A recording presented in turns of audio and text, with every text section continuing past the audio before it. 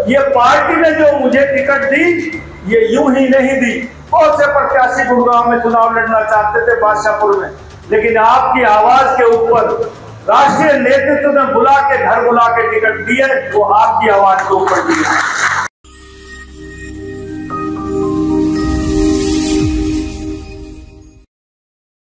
हरियाणा में 5 अक्टूबर को होने वाले विधानसभा चुनाव में राष्ट्रीय दलों की टिकट पाने की होड़ मची हुई थी। हर प्रत्याशी अपने स्तर पर राष्ट्रीय दल की टिकट पाने के लिए प्रयास कर रहा था और इसके लिए बड़े नेताओं का अप्रोच भी चल रहा था। कहीं संसदीय दल की बैठक में अपने आप को उत्तम साबित करने की होड़ चल रही थी। लेकिन अहीरवाल के एक ऐसे नेता हैं जिनको केंद्रीय नेतृत्व ने घर बुलाकर टिकट दी थी। आखिर कौन से हैं वो कद्दावर नेता जिनको केंद्रीय नेतृत्व ने घर बुलाकर दी थी टिकट, दिखाएंगे आपको इस खबर में।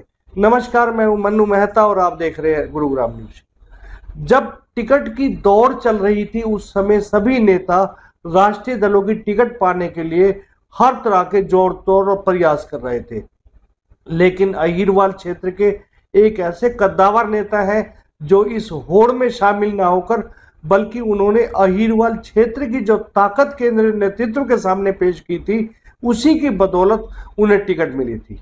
जी हां, हम बात कर रहे हैं बादशाहपुर विधानसभा से भाजपा की टिकट पर चुनाव लड़ रहे प्रत्याशी राव नरबीर सिंह की, जिनको खुद अमित शाह ने अपने घर बुलाकर न केवल टिकट दी थी, बल्कि आने वाली 29 तारीख को खुद अमित शाह एक रैली में शामिल होने के लिए आ रहे हैं, जो कि यहां पर आयोजित की जा रही है। और इसी को लेकर राव नरबीर सिंह अब क्षेत्रवासियों को घर घर जाकर न्योता दे रहे हैं। मौका था राव नरबीर सिंह की भांगरोला जनसभा का, जहां पहुंचते ही सबसे पहले ढोल नगाड़ों के साथ उनका स्वागत किया गया, उन्हें फूल मालाएं पहनाई गई और क्षेत्र की सम्मान की पगड़ी से उन्हें नवाजा गया।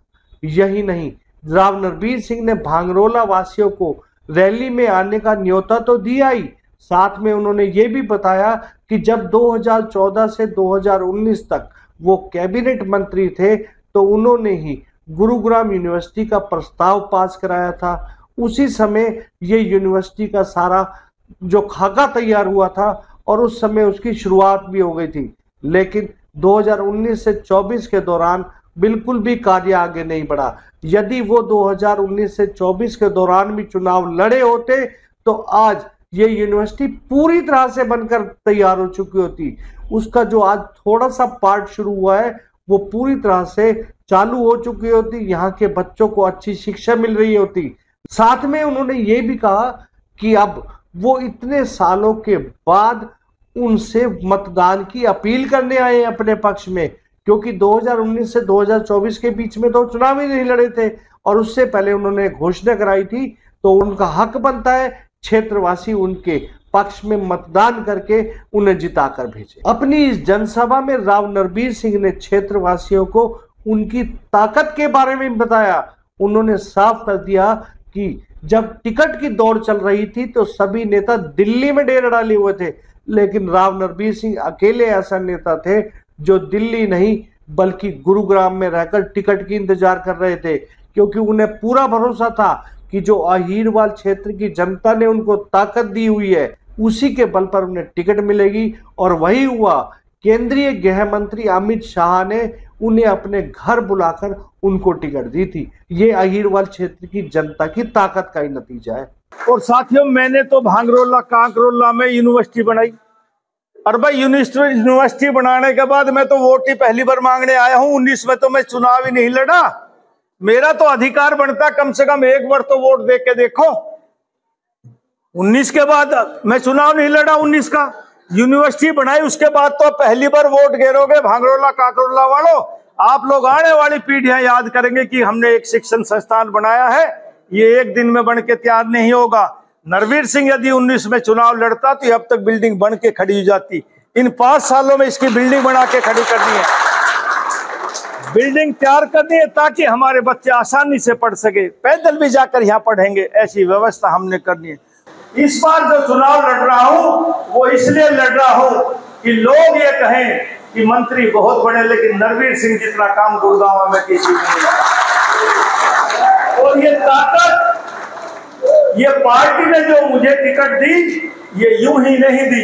बहुत से प्रत्याशी गुड़गांव में चुनाव लड़ना चाहते थे, बादशाहपुर में, लेकिन आपकी आवाज के ऊपर राष्ट्रीय नेतृत्व ने घर बुला के टिकट दिए, वो आपकी आवाज के ऊपर दिए। बादशाहपुर विधानसभा से भाजपा प्रत्याशी राव नरबीर सिंह लगातार जनसभाओं और जन प्रचार करके क्षेत्र की जनता को अपने पक्ष में मतदान की अपील कर रहे हैं। वहीं रैली का न्योता देकर वो ये भी जताना चाह रहे हैं कि आने वाली 29 तारीख को जिन्होंने उन्हें टिकट दिए, उनकी रैली में आकर एक बार फिर से अहीरवाल क्षेत्र की ताकत उन्हें जरूर दिखाएं, ताकि आने वाली 5 अक्टूबर को होने वाले विधानसभा चुनाव में उनका विधानसभा का रास्ता साफ हो सके। इस खबर के बारे में आप अपनी राय कमेंट करके अवश्य दीजिएगा और इस खबर को ज़्यादा से ज़्यादा शेयर भी कीजिएगा, ताकि ज़्यादा से ज़्यादा लोगों तक सही जानकारी सही समय तक पहुंच सके। नमस्कार।